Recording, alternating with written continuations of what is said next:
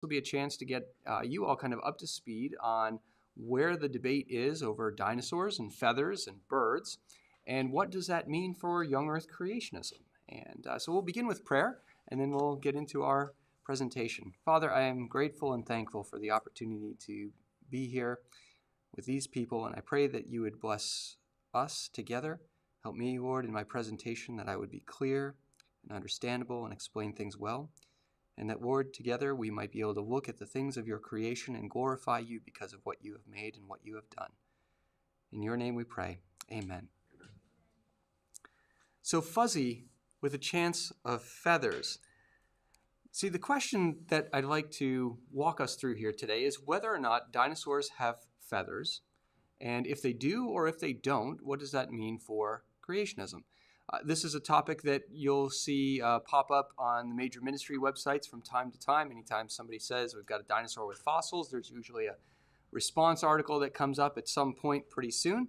And so I'd like to give a perspective that is perhaps a little bit different from some of my creation colleagues, but nonetheless is one that I think will help us move forward in this question. Well, to answer the question, do dinosaurs have feathers? We must first ask the question, what is a dinosaur? We've got to define what that actually means. We have to ask, what is a feather? Now, that's a pretty obvious one for the most part, but I hope to surprise you at least a little bit. And then we can ask the question, do dinosaurs have feathers? And then ask, what does that mean for creationism? So this is the flow of the presentation. We'll come back to this title slide to kind of just mark off where we are and where we're moving as we go through here. So starting off with, what is a dinosaur? All right, God created a lot of different types of animals out there. And dinosaurs are, of course, animals. They're not plants or fungus or protists or bacteria or various sorts of things. They are animals, but there are lots of different types of animals. So when we're asking the question, what is a dinosaur, we got to narrow this down from not only the living sorts of things that are out there, but the extinct ones as well. So dinosaurs, first and foremost, as animals, are vertebrate animals. And that means that we're going to lose a couple of the critters up over here. So the jellyfish and the spider, they go away because they are not animals that have backbones, right? When we think about vertebrate animals, we think mostly about things with rigid bone and spines and things like that. So everything up over here is a vertebrate animal, but obviously not everything is a dinosaur, despite what the packet O dinosaurs was, and what that included when I was a kid. That packet O dinosaurs contained a lot of non-dinosaurian things, right? There was the saber-toothed tiger in there and the woolly mammoth and the dimetrodon and whatnot. So how do we know that those aren't dinosaurs? Well, dinosaurs are, in particular, amongst vertebrates, they are tetrapods, and that word means 4 feet, right? So any of the animals that have 4 feet and a backbone count, which means that our fish don't. So dinosaurs are not fish. No, so far, I don't think I'm saying anything controversial. They are also a group of tetrapods that we call diapsids. Now, this is where you start getting a term that you won't see in most textbooks because it's a more technical one. It refers to how the skull construction looks like amongst especially reptiles, but also some other types of things. Diapsids are animals that lay eggs or give live birth. They're in that kind of category of stuff that have a pair of holes on the top of the skull behind the eyes and a pair of holes behind the eyes on the side of the skull. So they've got 2 pairs of paired holes, if you will. And that's why we have the word diapsid. It means 2 pairs of these holes. And so we're going to lose mammals, we're going to lose amphibians, but we still have all of our reptiles as well as birds are inferred to have come from this from an evolutionary perspective. Not that I agree with that, but nonetheless, as we follow our taxonomy. So we got snakes, we got dinosaurs, we got birds, pterosaurs, a lot of other things. So dinosaurs are further a group within the diapsids that we call archosaurs. Archosaurs is a word that means ruling reptiles, I like that. And this is going to separate us from the lizards and the snakes. The lizards and the snakes are a different group of the diapsids that are in what we call the lepidosaurs, basically your lizard side of things, versus your croc side of things. So when we think about the types of reptiles, for example, that are out there, dinosaurs are far more like crocodilians than they are like reptiles. So even though the word dinosaur means terrible lizard or terrible reptile, no one ever assigned dinosaurs to lizards. It was just, that's the reptile kind of term in Latin. So we've got dinosaurs along with pterosaurs, birds, and crocs in this group that we call the archosaurs. Now, so you understand that this isn't just an arbitrary bin. I'm going to walk you through a couple of the physical features in the skeleton that help define the group that we call the archosaurs. So this is a picture of an archosaur called Euparkeria, and you may be able to see a skeleton of this at the Field Museum. I'm not sure if Euparkeria is there. I know Herrerasaurus is, and that's a dinosaur. We'll see a few pictures from the Field Museum because, after all, I'm in Chicago. I might as well, show what we got. So here's a couple of things that help us define what it means to be an archosaur. One thing is called, and we're going to get into Latin here, an antorbital fenestra. So ante is a Latin word that means in the front of. If you visit some big house, they have an anteroom or an antechamber. It means it's kind of the place where you step into before you get into the house. It's out in the front. Orbit refers to the eye hole in the skull. So an antorbital fenestra is an opening in the skull that's in front of the eye area. And that's this area circled in green right here. All archosaurs, whether they're dinosaurs or crocodilians or pterosaurs, for example, have this hole that's out in front of the eye, in between the eye and the nostril area, what we call the nares. All of the archosaurs also have teeth that are set in sockets. So our teeth are set in sockets, but in a rather different way than any of these reptile groups. So there is a cup in which the tooth grows and rises up through, which is a different situation than we see in lizards. Lizard teeth might start on the inside of the jaw and migrate their way out, or they might grow directly on top of the jaw. But lizard teeth aren't set in little cups in the same way that crocodilian teeth are and that dinosaur teeth are. So all the archosaurs have this feature. They also have a femur, right, our thigh bone, that is gently S-shaped. It's got a pair of curves to it that come in and out a little bit. So you got this kind of little curvature. And on the femur is a thing called a trochanter. That simply means a little ridge of bone that sticks up. And that ridge of bone that sticks up attaches muscles from the leg out to the tail. So it's a attachment point that goes backwards for the muscles here. And if you've watched the Jurassic Park or Jurassic World movies, and I hope you have, you know from a lot of the ways that dinosaurs are depicted now that dinosaur tails tend to sway back and forth as they move. And the reason why that happens is actually because of that little fourth trochanter. The muscle for the leg attaches onto the tail so that every time the leg steps forward, it actually pulls the tail a little bit to one side. And then as the next leg steps forward, it pulls the tail to the other side. And the whole effect is to gently move the tail back and forth every time we see an animal take a step. And of course, dinosaur tails are held up off of the ground, but you could even see this slightly if you watch a video of a crocodile moving. You'll see that tail sway just a little bit because it's connected to the legs. And the last point that I'll note here that is connecting our archosaurs as a group is on the vertebrae of the tail. Now, if you feel on the back of your own back, right, go ahead and stick your hand along there and you feel, this is interactive part, feel along your back, you got those little bumps of your spine, right? And those are called a neural arch, right? For the archosaurs, the neural arch on the tail vertebrae flare out a little bit front to back. So rather than just being straight, they move that way. And that allows extra attachment area for tendons. And those tendons help archosaurs to hold their tails a little bit more up off of the ground than lizards do. At my house, we have a skink in a terrarium. My daughter captured it to be a companion for a lady skink that I had captured the year before. Sadly, the lady skink didn't make it. She was rather old and cancerous. But nonetheless, we still have her boyfriend. But if you look at a skink, you look at a lizard, right, the tail just drags along the ground. But if you watch a video of a crocodile tails stay parallel for a little bit before they drop down and hit the ground.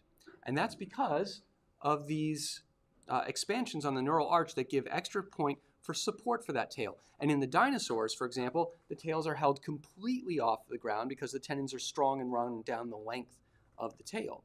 And so they use their tails as counterbalances or other sorts of things.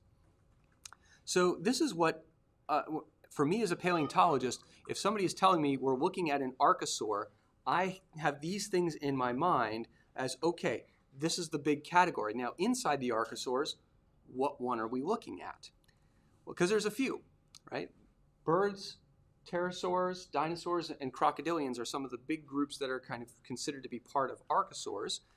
In the fossil record, for example, there are 54 families of crocodiles. 54 families of crocodiles. We don't have that many. We've got crocodiles, we've got alligators, and we've got gavials. That's it. But in the fossil record, some crazy diversity. So how do we further distinguish our dinosaurs from our other things? Well, dinosaurs are a group called ornithodyrans. This is the group that includes not the crocs. This is going to include the dinosaurs and the pterosaurs, and they're united by certain skeletal features as well. Notice birds are still here. And when we get to dinosaurs proper, that's when we lose the pterosaurs. Pterosaurs are not dinosaurs, even though they were in my bag of prehistoric stuff. They are not dinosaurs, in part because, say, dinosaurs keep their legs directly underneath them. Pterosaurs splay out their arms and their legs, more like crocodiles do. So there's some anatomical differences. Now, birds are still here because birds have more in common with dinosaurs anatomically than they have with anything else out there. And from my evolutionary colleagues' standpoint, they believe that that's the case because they think that birds evolved from dinosaurs. I don't think that's the case, but I do recognize that their anatomy is most similar. And so in one sense, you can say that birds are dinosaurs because as we get these bins and these boxes, birds are still falling under the description of skeletons that we do with dinosaurs. But on the other hand, of course, birds are rather different from dinosaurs. Think of it in much the same way that we might use the term mammal. Right? A mammal is a big term that includes lots of things that are not related to one another.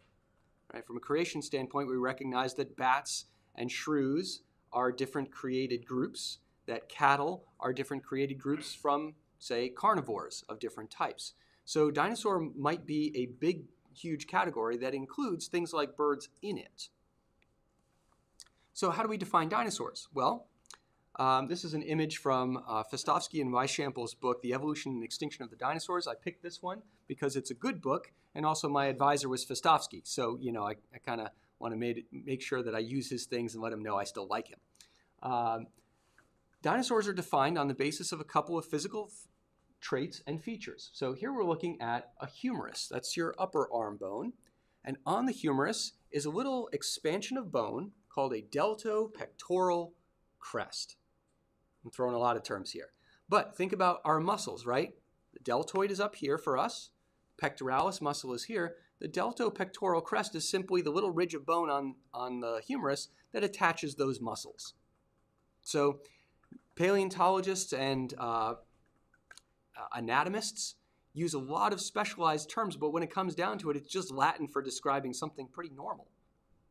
So we've got a deltopectoral crest. All dinosaurs have this little ridge of bone up over here connecting these muscles. They also, of course, have hips. This is a side view into a dinosaur hip. And this is the cup. Oops. C over there is the cup where the femur goes into. So as you know, dinosaurs walking, the leg bone connects to the hip bone, right, is the silly old song. Now, in our bodies, we have a ball to our femur that sits inside the cup of our hip. And technically, the ball of our femur is coming off of the side of the femur. It's the head of the femur comes up, and the ball of the femur comes out from the side. Dinosaurs are standing upright a little bit differently. The head of their femur actually curves inward, rather than having a ball come out from the side. But it's doing the same thing. It's sitting in this cup, and in that cup, the bones meet, but there's a little space where the bones don't meet entirely. So there's a hole right over here in the middle of that cup. And all dinosaurs have a hole in the middle of that cup. It's called a perforated acetabulum, if you want to get technical about it. But yeah, hole in the hip. There's also a little shelf on the top of the hip. This is a bone called the ilium. And there's a little expansion over there that helps to add some muscle emplacement spots. This is the tibia on the far side. The tibia is your shin bone. And the tibia has got a couple of features. One of them is an ankle bone that actually wraps around the front of the end of the shin. And that's the astragalus. We have an astragalus in our ankle as well. Our calcaneum is the ball, the big ball at the end of our foot, the heel. And the astragalus is a bone that's right next to it. In the dinosaurs, they have those bones, but they're arranged a little bit differently. Their calcaneum is actually rather small and just an ankle bone. It's not part of the actual stepping down apparatus. And their astragalus is pretty big, and it wraps up over top of the tibia. And every dinosaur out there, from T-Rex to Triceratops, has got this sort of thing. So next time you're at a museum, take a look at the leg. You know, the skull, spend more time on the skull. It's important, right? But take a look at the legs, and you will see these different features. So a couple of pictures from the Field Museum here in Chicago. We've got Daspletosaurus, which is a close cousin to T-Rex. We have Protoceratops, which is a very small horned dinosaur. So think of our Triceratops, but this guy's little. He's only about the length of this table, very lightweight. Camarasaurus is one of our long-necked sauropod dinosaurs. And then Parasaurolophus is one of the duckbills. And these are the sorts of things that just might have been in your bag o' prehistoric life. These ones have been known for a long time. 4 different, very different types of dinosaurs, and yet all of them have these physical features to them. And you can see, for example, on the T-Rex, here's where the orbit is. That's where the eye is going to be. And here's that antorbital fenestra. So it's an archosaur. It also has another one out in front of that, actually, before you eventually get to the nostrils. Oops, sorry. My cursor's jumping around here. So there's the nostrils, the antorbital fenestra. There's the orbit. Here's one of those temporal fenestra that define the diapsids. That's the one on the sides behind the eye, and then it has another one that you don't see that's on top of the head. And Camarasaurus shows the same sort of stuff. It's just arranged a little different. That giant teardrop sort of thing, that's the eye. That's the antorbital fenestra, and that's its nares. That's the nose. And there's the side one, and there's the top one for the ones behind the eyes. So we also know that dinosaurs stood upright. That's a characteristic that we typically see with dinosaurs, but we see it in a few other things that aren't dinosaurs or aren't quite dinosaurs. So it doesn't define them, but it is characteristic. Right? Dinosaurs didn't splay out on the side. Now, for my evolutionary colleagues, they use a method of evaluation called cladistics. This is their way of trying to determine evolutionary relationships amongst things. And what it does is it takes these physical features and it numerically codes them so that they can run it through a computer program. So, for example, if we go back just a moment and we ask a question of the Tyrannosaurid that's up there, do you have an antorbital fenestra? If no, we would code that as a 0. If yes, we would code that as a 1. And this would get coded as a 1. All the dinosaurs would get a coding for a 1 on that, but the lizards, for example, would get coded as 0 because they don't have something like that. And we do that for dozens, sometimes hundreds of different sorts of anatomical details. This is very fine resolution stuff. And it results in a big, huge data matrix on an Excel spreadsheet that's got hundreds of characters and dozens of species and things like that. And then all of that is run through a computer program that is going to make trees. Because following Darwin's idea of universal ancestry, evolutionists are interested in what they believe to be the tree connections of all life, right? And in one of these, you're going to see the animals up at the top, and then you're just going to see a tree underneath them. So this assumes the continuity of all life. All of my evolutionary colleagues think that all life has some connection to every other bit of life. There's nothing that isn't connected that was separately created from anything else. So a cladogram of the dinosaurs, for example, a simple cladogram of the dinosaurs would look something like this. If you had a high school biology textbook, you'd see an illustration something like this to represent, various connections to life forms. And so there's our node for dinosaurs. It means that everything going up this way and this way would be anatomically considered part of that dinosaurian group. Further down, we have the archosaurs. So there's our crocodiles, but they're not dinosaurs, but they are archosaurs. So this node here is defining that group. Oops. And then you move up. The ornithodyrans includes the pterosaurs. Then you get more well-defined and you're into the dinosaurs. And you've got some dinosaurs like your horned dinosaurs, your duckbills, etc., that are over on this particular group called the ornithischians. Those are almost all plant-eating dinosaurs of various types. Stegosaurus is in there, for example. But then you have your other dinosaurs, the saurischians, and that includes your meat-eating dinosaurs and your long-necked sauropods. So they're further classified into their own groups by getting more detailed about their anatomy. And you'll see that birds is over there on the far side because my evolutionary colleagues believe that certain meat-eating dinosaurs were the stock from which the birds evolved.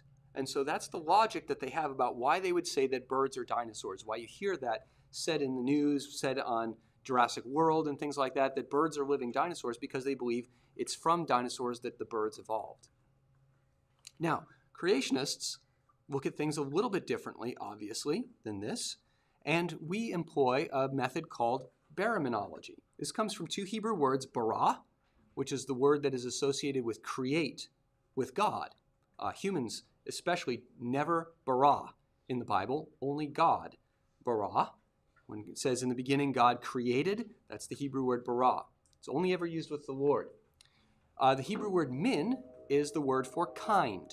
So when God talks about having made kinds of beasts of the field, or kinds of plants, that's just the Hebrew word for min. It's very plastic. It means kind, just like our word means kind. It could be kinds of spoons, kinds of desks, or kinds of paper, right? So it's a young earth creationist approach to taxonomy that is, like the evolutionists, going to be character-based. I am perfectly happy to grab those data sets that my evolutionary colleagues have built that describe all these different physical features and run with a different computer program that doesn't make trees, but is actually interested in clusters. So you can use the same data and evaluate it using different methods to ask different types of questions. With living animals, we also get the benefit of things like hybridization data. Turns out that lots of animals on the earth are able to hybridize with one species and another when the species are fairly similar to one another. As an example, horses and donkeys, right, can hybridize and they produce a mule. Now, a mule is a sterile animal most of the time. Horses can also hybridize with zebras. Donkeys can hybridize with zebras. So there is a network of hybridization amongst animals that we recognize as horses, and they don't have to produce a viable offspring in order for that hybridization to count. We can at least see that it happens. There are over 60 species of cats in the world today. Most of them are fairly small. We go to the zoo to see the ones that are fairly big. But most of the species of cats are fairly small, and hybridization can actually connect every single one of them. Now, Boots the cat is not going to be able to mate with Leo the lion. But nonetheless, through a series of connections, you can actually see hybridization connections across the entirety of what seems to be a cat kind. So when Noah brought cats on the ark, he probably brought 2 cats on the ark, and from those 2 cats, we have the multitude of species alive today, and hybridization is the evidence that they are not so distant from one another. Now, we can't do that with fossils. If I take 2 little trilobites and we put them in a drawer and we leave them overnight with some nice music and maybe a movie to watch, I still don't get more trilobites the next day. That's not what happens. So for paleontologists, we can't rely on hybridization data or anything like that. We have to simply define species according to the physical forms of the fossils. So a contrast, a way of thinking about it, is that my evolutionary colleagues think of life as a giant tree. Creationists think of life as an orchard of trees. And we refer to this as a creation orchard or something like that, where each of these independent trees were created by God, but there is connections between them. There is a cat orchard tree. There is a dog orchard tree. Those 2 trees don't connect to one another. Their roots don't intermingle. But the living dog species are part of a kind. The living cat species are part of a kind. There are going to be a multitude of dinosaur kinds, probably over 50. There are several hundred bird kinds, for example. So this is a way that we can think about the world as it is today and also the world of the fossil record and recognize both continuity and discontinuity. Darwin was right about some things. He was right to challenge the idea that species are their own thing and each was made by God specially. The evidence was pushing against that, and what Darwin recognized as good evidence that species were not the created thing, he went too far and said, therefore, they're all connected. He saw the evidence for some connection and then applied it to everything. And that was, I think, one of his mistakes.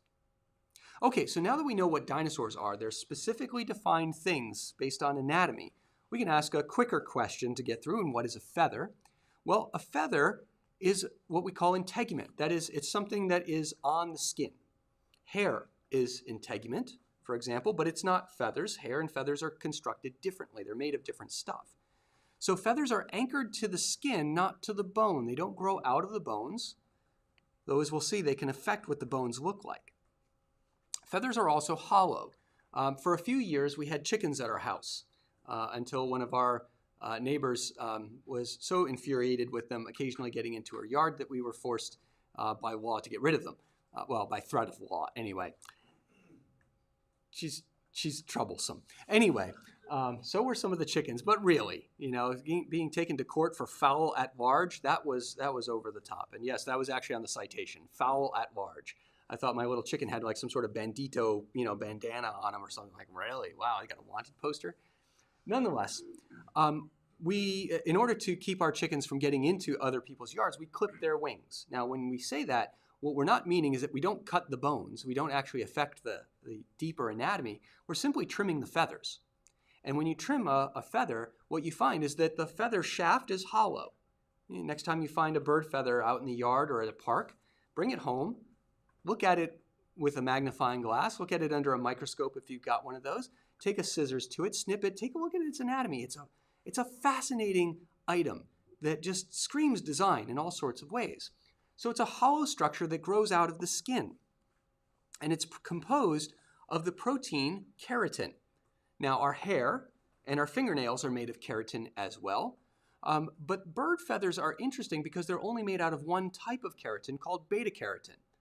You might see that on the supplement aisle of Walmart or GMC or any of those sorts of places.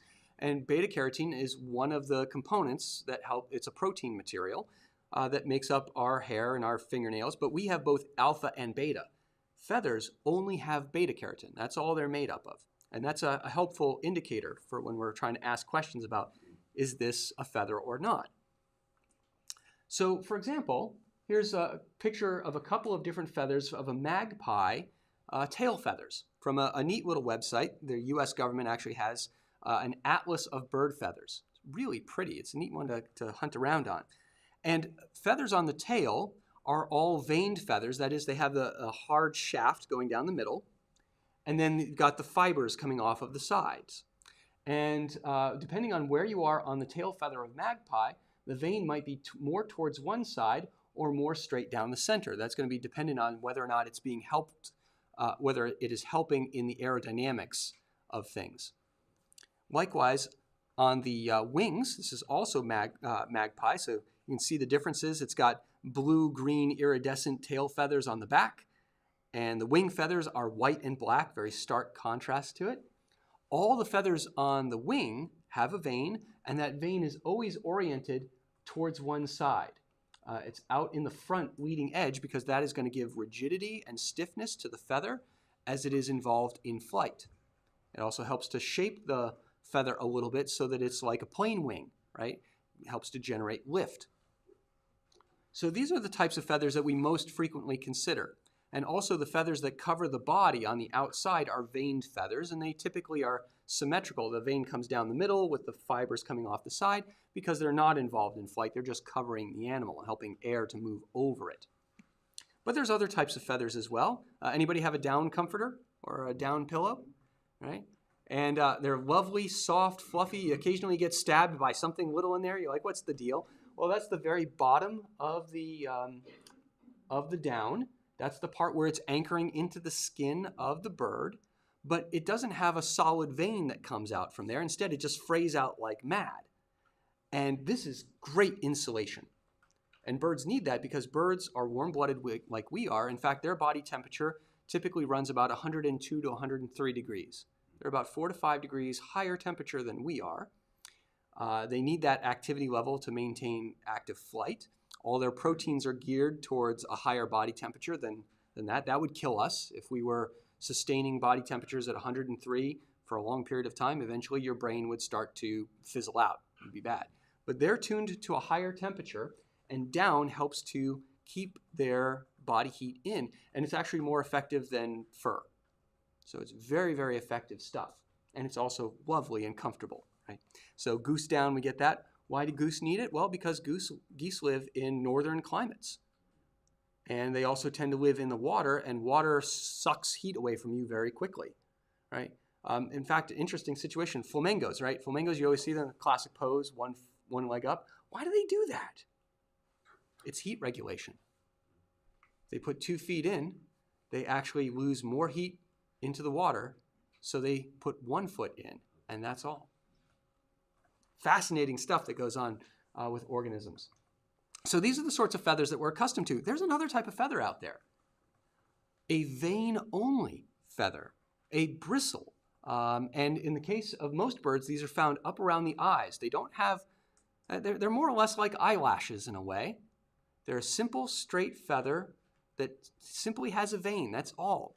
In some birds, they are particularly astute, they're particularly prominent, such as the types of birds that will chase insects in midair, such as this flycatcher. You'll also be able to see good-sized ones on something like an ostrich or an emu, because they're big birds. You look around the eye, you'll see a few of these straight feathers, typically on the face, called rictal feathers. So feathers are a little bit more diverse than sometimes we think, right? I always thought about the one feather, and yeah, there's the down, but there's also these little fibers. So now that we know what dinosaurs are, now that we've got an idea of what a feather can look like in the modern animals, we can now ask our question. Do dinosaurs have birds? Well, the key players are these dinosaurs, the theropods. These are the meat-eating dinosaurs. T-Rex is a theropod. The maniraptorans, so raptor, we know Jurassic Park, the velociraptor. Well, there's a big category of animals in which the velociraptor is just one. And of course, we have the question of the famous fossil Archaeopteryx. From an evolutionary perspective, this is a cladogram. It's tipped on the side. It's not sticking up like the other one was. But nonetheless, here we've got our theropods, include all these. Our long-necked sauropods are out this way. Maniraptorans is this yellow dot. It includes all these things. And these images on the side indicate what sort of feathers have been identified in what types of dinosaurs. It's quite a few. And a growing number. We have basically, this symbol indicates fuzzy sorts of stuff. The next illustration is that there are veined feathers, what are called pennaceous feathers, but the ones with veins. And then these are veined feathers that seem to be organized into some wing-like structure, including wings that might allow the animal to fly or glide in some way. So this is a lot. This is a whole lot. So let's look at a couple examples. These are the different types of feathers that have been inferred to be found amongst dinosaurs in the fossil record. The ones that are circled, we have some questions as to whether those are legitimate fossil types of feathers or whether or not they're an artifact of when feathers get compressed and preserved. Do they end up looking kind of weird sometimes? So there's at least 5 and possibly as many as 8 different feather structures that people are saying dinosaurs have. I would say at least 5, probably maybe one of the others, but probably not too many more. And we're going to look at a couple of different dinosaur fossils over here. Anywhere from the tyrannosaurids through oviraptors, through the troodontids and the dromaeosaurs. And these are all dinosaurs that you might see somewhere in Jurassic Park. These are a couple of pictures of some tyrannosaurids or tyrannosauroids, so similar to T-Rex in many ways, not T-Rex itself. And this one over here is Dilong, found from China, and along the tail are these fuzzy things. These are impressions of some type of material that is, elongate, looks kind of like hair of some type. And it's found on a few other places along the fossil, but the tail showed these pretty well. This other tyrannosaurid, oops, come back over here. called Utyrannus. Well, it had a whole bunch of fuzz all over the top of the skull. I don't have a good picture of that would show up here, but I've looked at high-resolution images of this, and it seems to have fuzziness all along its head. And then it's got fuzziness in other places. Also along the tail, there's fuzz here. Other impressions nearby the body itself and along some of the other bones. All these little lines here, when you get a good picture, you're looking online, you're able to blow this thing up. They've taken very high-resolution photographs. There's stuff on the rock right next to the body that isn't away from the body. Okay, there's something going on with these things. An ornithomimid, this is, if you remember the first Jurassic Park movie. How many of you saw the first Jurassic Park movie? Okay, good. So they were out in, the paleontologist and the two kids are out in a big field, and there's a bunch of dinosaurs that start running around them, and they say, looks like they're flocking our way, and they start running, and it's Gallimimus. Well, Gallimimus is in this particular group. This is the ornithomimids. The name means bird mimics because these animals look like gigantic dinosaurian ostriches. So their names tend to be things like that. Gallimimus means rooster dinosaur, but Gallimimus is something that's like 15 feet tall with a long neck, but it had no teeth, and that was one of the things that seemed reminiscent about birds. It didn't have a beak, but it didn't have any teeth. And likewise, a bunch of fuzzy things are found all along around the body of this specimen, this particular one coming from Canada. And small little indentations and markings on the bone. So remember I said feathers don't grow from the bone, but they can actually affect the physical structure of the bone a little bit. And one of the things that we often see is that there's often little dimples and pits around bones when there are lots of feathers. And so this animal was reconstructed to look like that, which is not what I grew up looking at as far as dinosaurs go. This is a lot fuzzier, fluffier, and it seemed like it had longer feathers around the arms, and so they interpret that as something that looks more like wing feathers, but this animal's certainly not flying. It's way too big. This thing is taller than I am.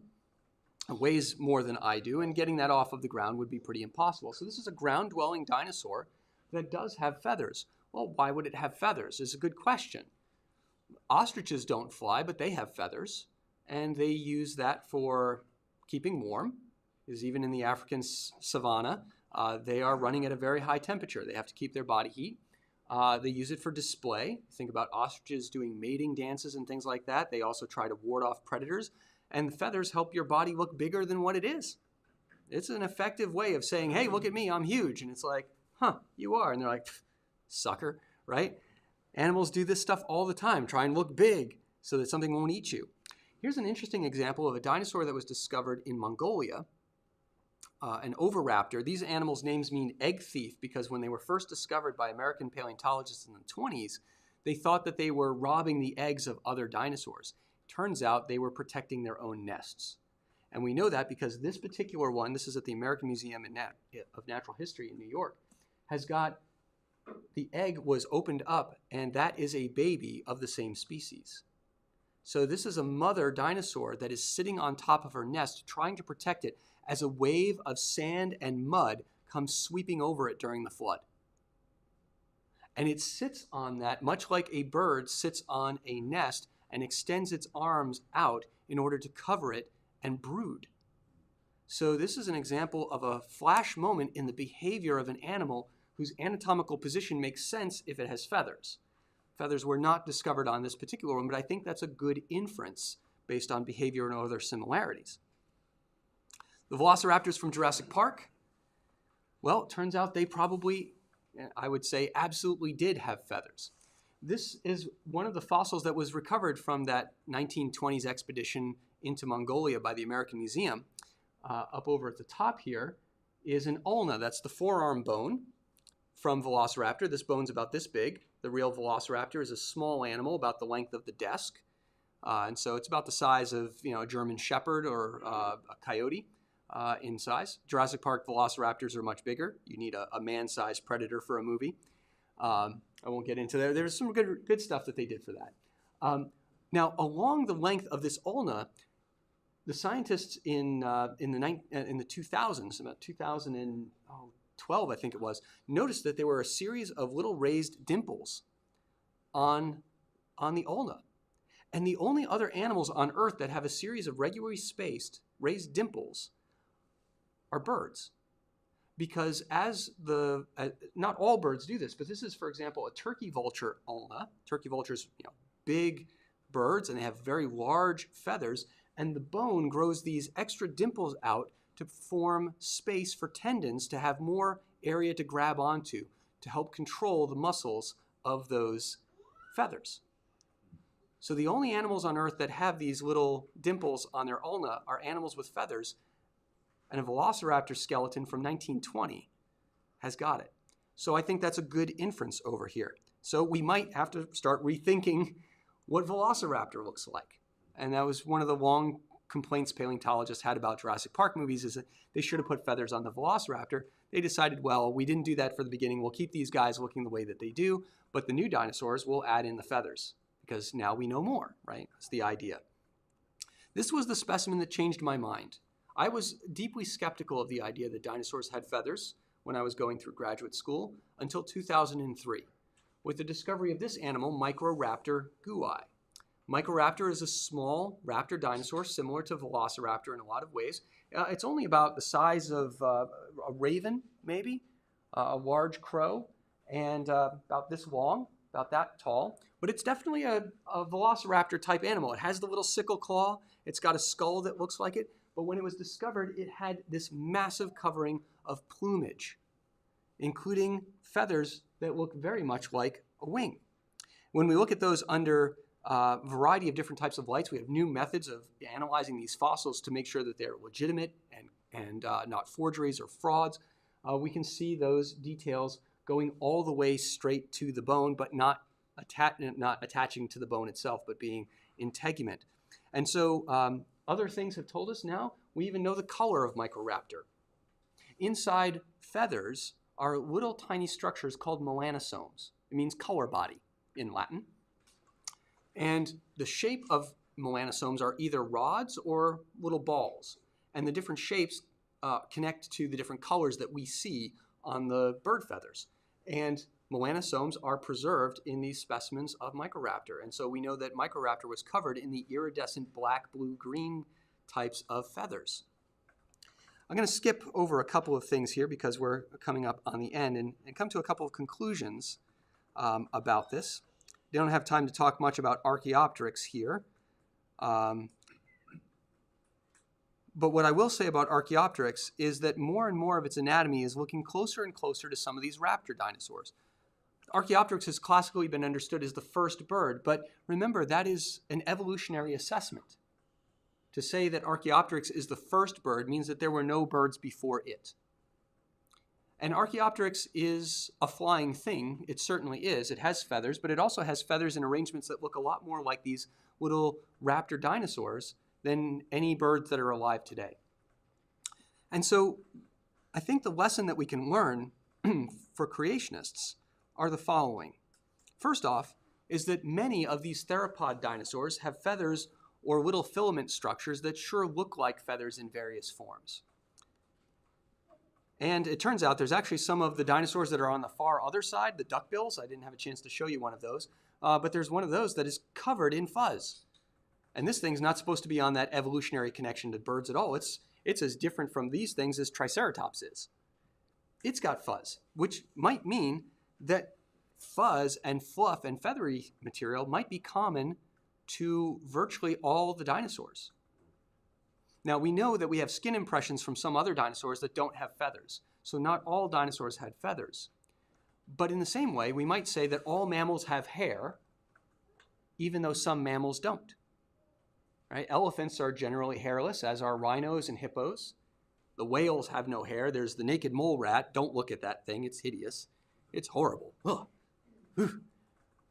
But we can say mammals have hair, except for in the few cases where they don't. And the cases where they don't are unusual cases. Elephants are giant, and they're trying to shed heat, and hair impedes that. So they're hairless. I think many of the large dinosaurs from which we have good skin impressions that don't show any feathers are mostly because dinosaurs likewise are warm-blooded, and they have to be concerned when they get really big with venting their heat, not keeping it. But if you're a smaller dinosaur, you get to keep your feathers. You get to keep your fuzz and your fluff, just like mammals keep their hair. I think this is a wow thing. This is not something for us to be worried about, that evolutionists got a few things right, therefore maybe they're right about everything. No. They were right about some things, and it's okay to say that. Our own models as creationists must be able to evaluate the data, and hopefully what we're seeing here is true data, legitimate data with minimal inference to it. There's always going to be some, but we want to make reasonable inferences. Our models, therefore, need to be robust, and they also need to be adaptable. The Word of God gives us the parameters around which our models are based. We have to rightly interpret the Word of God, but that platform is what we use to build the remainder of our architecture of science. But that architecture of science is something that needs to be able to change as the data come in. And so if we as creationists constantly say dinosaurs don't have feathers because dinosaurs didn't evolve into birds, we have accidentally combined two things that might not be connected to one another, because dinosaurs could have feathers and still not have evolved into birds. That is possible, and I think increasingly is the case in the situation. We also have to remember that any model, scientific model, is tentative. We hold on to some models tightly, like gravity. It's been tested over and over again. There's no reason to doubt gravity. But there's reason to doubt other sorts of things, and we want to make sure that we recognize the tentativeness of this. So there's lots of dinosaurs. There are numerous dinosaur taxa that cluster when I take a look at these baraminology methods, and I think Archaeopteryx clusters in with some of those dinosaurs that are feathered. It's part of a kind that's different from other bird kinds, because bird is not a kind. The Bible says that God created the oaf, that means birds and other flying things, bats and whatnot, according to their various kinds. There is no bird kind. There is no mammal kind. There is no dinosaur kind. There are kinds of dinosaurs and kinds of birds and kinds of mammals and kinds of jellyfish.